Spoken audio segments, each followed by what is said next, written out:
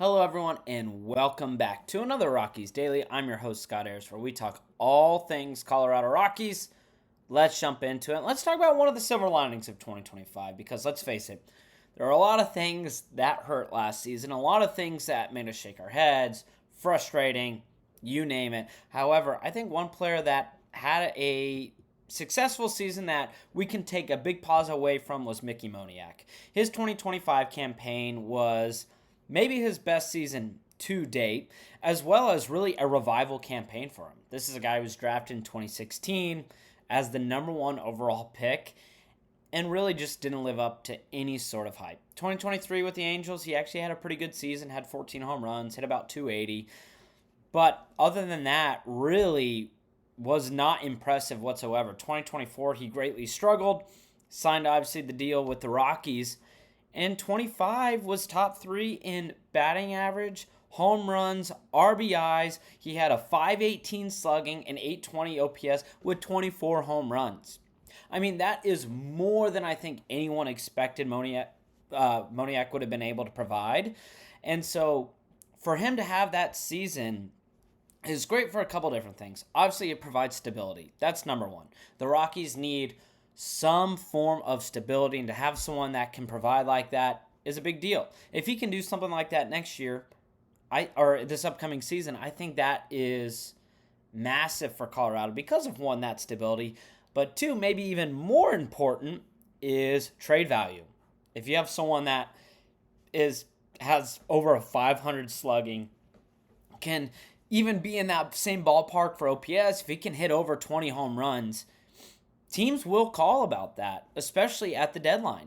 And so for Colorado, if you're in this phase where, we're still in this rebuild, we don't have the tools to be overly successful, and hey, maybe we want some of these younger guys to get a chance to play, what I think most fans want is Moniak to have just another great season, because one, it adds that stability, but two, you could actually in turn improve the team down the road, improve that farm system that we've talked about, which isn't very good right now. And so his success is great for multiple parts. And I think that trade value is a big thing in all of it. So for him to have that 2025 campaign was great. In 2026, now it's actually just keeping that up, because 2023 is a great example. Had a great year. The following season was really bad. 2025 has a great season. If he can maintain that, even if some of those averages dip a little, for him to have success, for him to hit the ball well, because that's why teams will want him, is because of his bat, because of the power he provides. That will be huge for Colorado. Just for, hey, you know what? You're a long-term option. Here's a 6-year deal, 5-year deal, 4-year deal. Okay, great. We've got more stability there.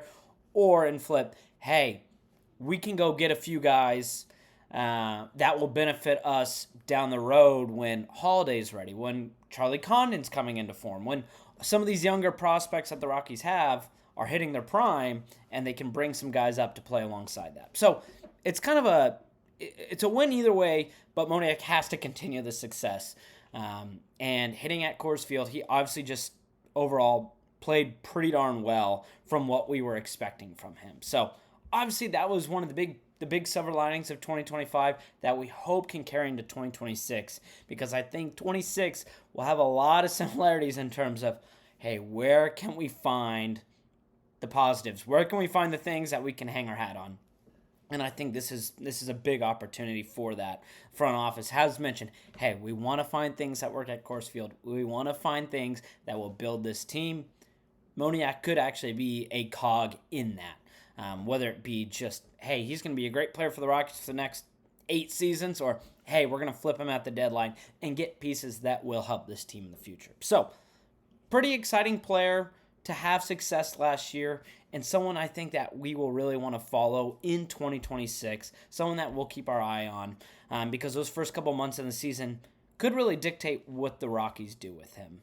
But until then, let's talk about, obviously, free agency.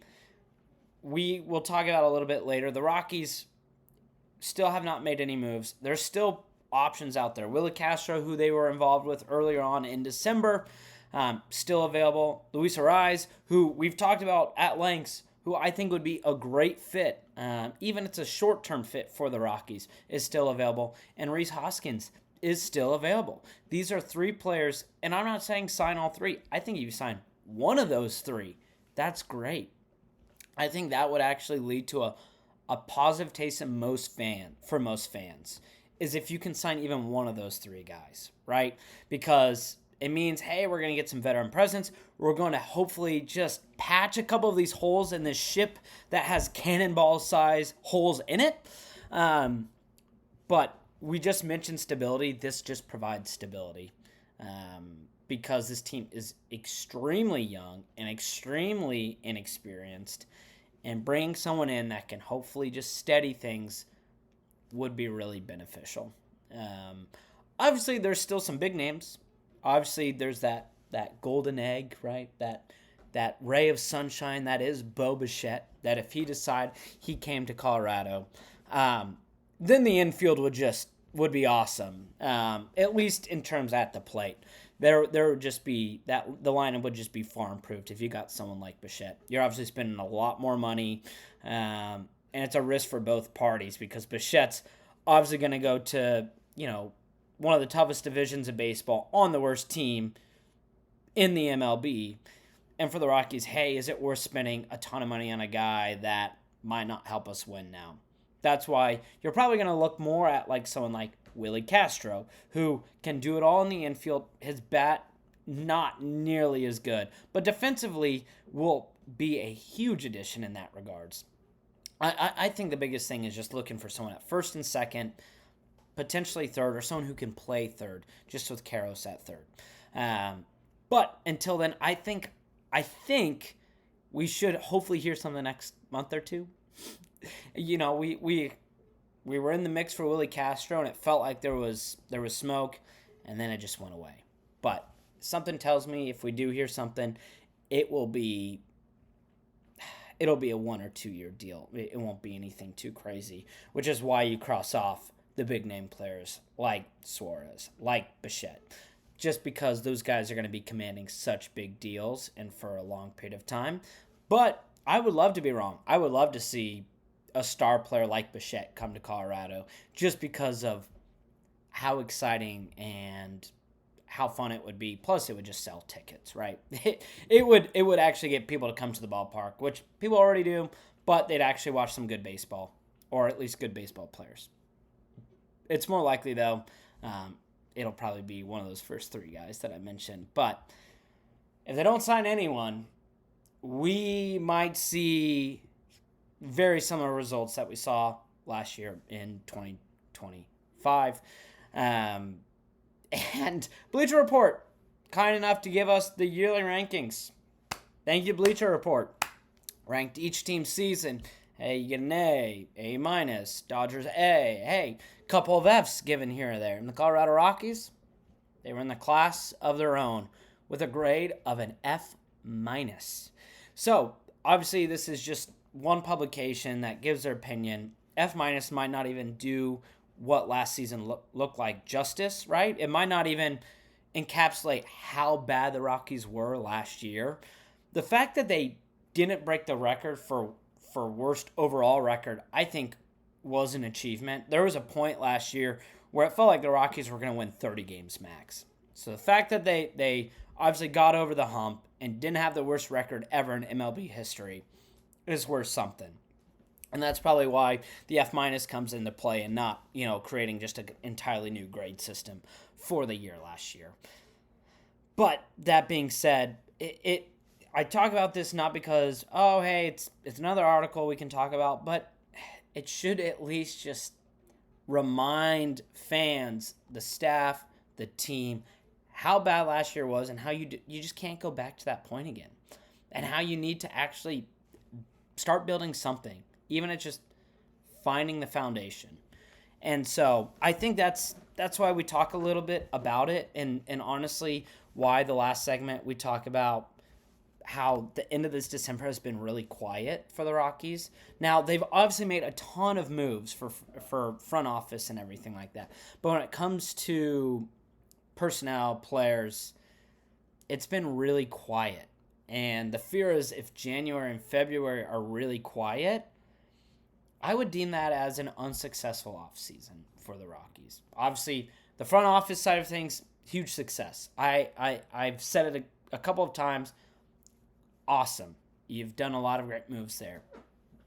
But to essentially trot out the exact same roster that they had last year, I think is doing fans a disservice. And I totally get it. Like, at the end of the day, if you have another season where you win less than 50 games, but you're building up some of these prospects, I get it. Like, 45 wins versus 60 wins in the grand scheme of it doesn't change a thing because you miss the playoffs. You're probably one of the worst teams in baseball. But it does do something for the fans, right?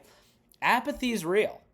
How many fans do you think who have been diehard Rockies fans over the last couple of years are like, I'm done following this team, right? Like, you're losing fandom. You're losing interest from fans, but as well as, this front office has a big job of actually getting players to buy in.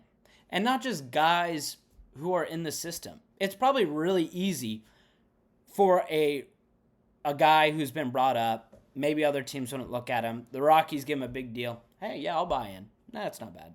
But the guys who are stars, how do you get them to continue to buy in? And more importantly, players who are not within the organization. How do you get them to buy in? Because ultimately, you're going to have to make moves through free agency and through trades to make this team successful. I just don't think with how baseball is right now and the spending we see from the top teams in baseball, unless you're hitting on picks and the trades for farm players they all hit, you're probably going to have to sign some free agents. Or if you have some great players, you're going to have to pay them. Like, you just will have to do that. And you can't have happen what happened with Nolan Arenado, right? Like, you just can't sign a guy and then trade him away for nothing. Like, that can't be what the Rockies do. They will have to be more successful and adept through the guys that they build up in the farm system and some of the trades they make, right? Like, they will never attract the biggest of names, but they can still get guys, right? Like, guys have still signed big contracts with the Rockies, but they're going to have to be more adept at building from within while still getting pieces to come here. So that will be the biggest thing for this front office, and not allowing apathy to completely creep in over the fan base and players. Because players can be pretty apathetic too if they're like, well, we're going to go out there, get slaughtered again, and then I'm going to go home and not think about this team. I'm not saying that's what they do, but it can be probably pretty easy when you lose over and over and over again. 3 straight seasons with 100 losses, and this last season being the worst of them all. And you look at what's on the team now, and there's nothing to say like, oh, well, this team will be better. There's just not, you can't look at this roster right now and say that. Like, you just can't possibly believe that right now. Now, there will be players who will be better. I think Brenton Doyle will bounce back from 2025. I think Tovar will bounce back. But that doesn't guarantee anything when it comes to the win-loss column. The pitching staff is obviously still pretty inexperienced, and we don't know how talented it is. The bullpen isn't very good, and the infield isn't good. And so when you have all these things you look at and say, hey, that's not very good, you're not going to field a very competitive team. And so that's why we note on this of the year ending with nothing, of just minor league signings. You just want to see something. Like, we're talking about Rhys Hoskins and Luis Ariz and Willie Castro. Like, those aren't guys that are on the headline of, like, MLB.com. Like, those aren't the headline players, but they'd still make impacts, right? Like, they're impactful players. And the Rockies need to sign one of them or something here, just because it's just hard for fans to watch just year after year bad baseball after bad baseball, because that's the biggest thing in all of this. It's a bit of a tangent now. Apologies. I go on tangents. But this isn't like hey, it's just a couple year things. This has been a franchise issue, right? Outside of a couple of playoff appearances and a singular World Series run, It's now about 20 years ago. It's been a bad franchise. It's been a franchise with bad baseball. And I think it's fair for fans to say they're sick of it and that they want to see something. I know you've got to give this new front office time. But there needs to be something a little bit more amplified, because that's all fans have done is given this organization time. And there hasn't been much in terms of production. I mean, there just hasn't. There hasn't. And every time there's a good player, the Rockies either let him walk, or they make a bad trade, or whatever. Right? Like, it's a miracle Charlie Blackmon and Todd Helton finished as Rockies. It's a miracle. It's actually a miracle. Just based on the last 10 years of guys that they've just let walk or traded away. Right? Like, we've talked about Arenado. DJ LeMahieu is another great example. Guys like that were just like, why? Why would you let them walk? And so, tangent done. It's a quiet December. Let's hope it's not a super quiet January and February. Let's hope that there is a signing of someone. Because I get it. You want to build up these prospects. You want to build up these players, these young guys. Some of these guys just aren't showing they're capable of it. Amador is not capable of playing second right now for the Rockies. And you're forcing him to start every day. Like, if the plan is to start him every day, unless we see a lot in spring training, like, that's really concerning. Cole Carroll could be good at third, but he's also really young and he struggled at the end of last year. Like, it's just a huge risk to be like, hey, we know you're struggling, but you're all we got. Go ahead and start. And I know there's a few other guys, but that's what the Rockies are doing right now. So that's why it's important to look at some of these veteran players, to go after some guys that aren't going to cost much. Like, the players we mentioned are not going to cost the Rockies much. Obviously, I mentioned Bo Bichette. I'm not talking about him. I'm talking about the other guys that aren't going to cost nearly as much, that can make a positive impact. That's all we're asking. So yes, 45 wins versus 60 wins, there is a difference, because it shows that there's an actual improvement and that this team is actually doing anything other than just sitting on their hands. So that will be the big question. And maybe I'm all wrong. Nicky Lopez will bat 400, and it'll be the greatest signing in Rockies history. That'd be great. I would love to be wrong about that, and Nicky Lopez to just be insane. But until we're proven wrong on something like that, please, just anything. That's all we're asking. Anything. Anywho, rant over. You might get a few more of those in this offseason as we continue to be quiet. But regardless, appreciate you listening to another Rockies Daily. Hope you have a wonderful day. Hope you have a happy New Year's, and we'll see you in January.